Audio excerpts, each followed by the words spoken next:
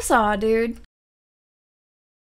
Hello everybody, welcome back to my YouTube channel. Happy Monday. I hope you all had a really great weekend. I honestly just had a chill weekend, got to hang out with a few different friends and whatnot, which is always super fun. I love getting to do that when I'm feeling a little more extroverted than usual. I don't believe I have anything really to preface this video with, so we are gonna just jump right into it. So on TikTok, a user that goes by Deathly Cab, their name is actually Charlie, posted this video, and I'm gonna show you the video first and then I will explain a little bit more about it. Okay.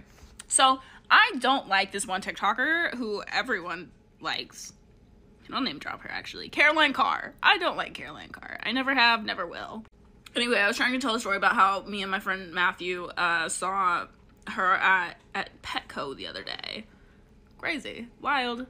Anyway, we just made fun of her the entire time and laughed about it, and then she left. We didn't confront her or anything. Anyway, so I'm trying to tell this man, who's my man, but also not my man. I said, do you know who this is? I showed him a picture. He goes, is that Chappell Roan? Hello? Oh, that shit made me cackle. Okay, so who is Caroline Carr?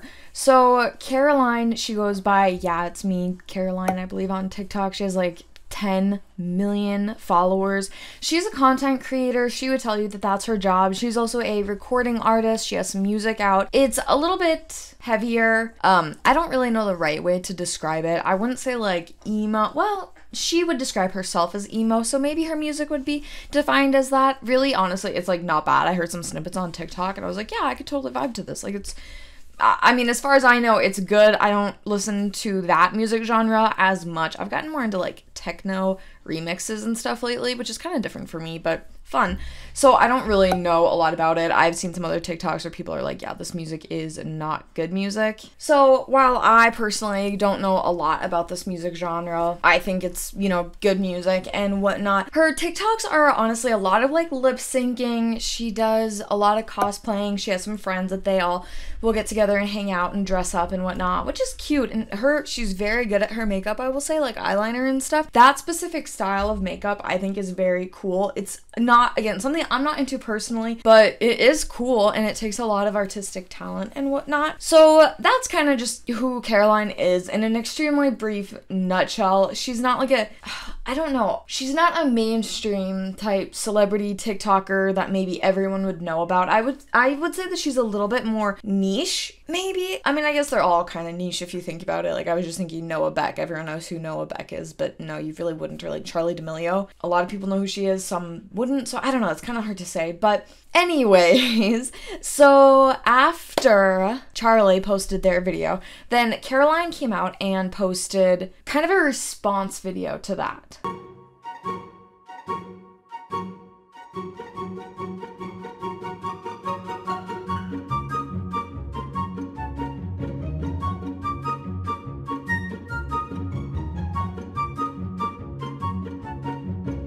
And then after Caroline came out, then Charlie, she did a few videos again after Caroline did her response video.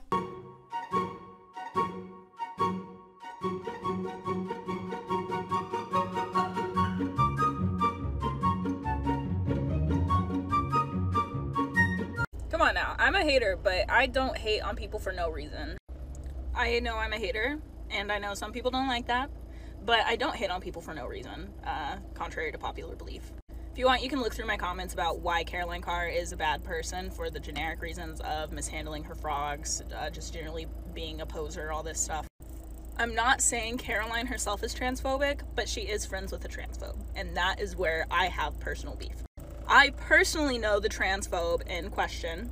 I have played many shows with him, and the bassist of his old band came out as trans, and he quit the band because he didn't feel comfortable around a trans person, and also constantly misgendered her when she came out. I live in the city that she lives in. Like, literally, this is such a small fucking town. Everybody knows everybody. No one likes her. One of my friends dated her, said she's crazy. So I'm sorry if I'm not allowed to hate someone for being friends with a transphobe, but I do. I do hate her for being friends with a transphobe. Knowingly, because I did come out about this in 2020 saying that this person is a transphobe. He has a huge platform too. I'm a little afraid to name drop him because of the way that y'all are fucking reacting. Jesus Christ.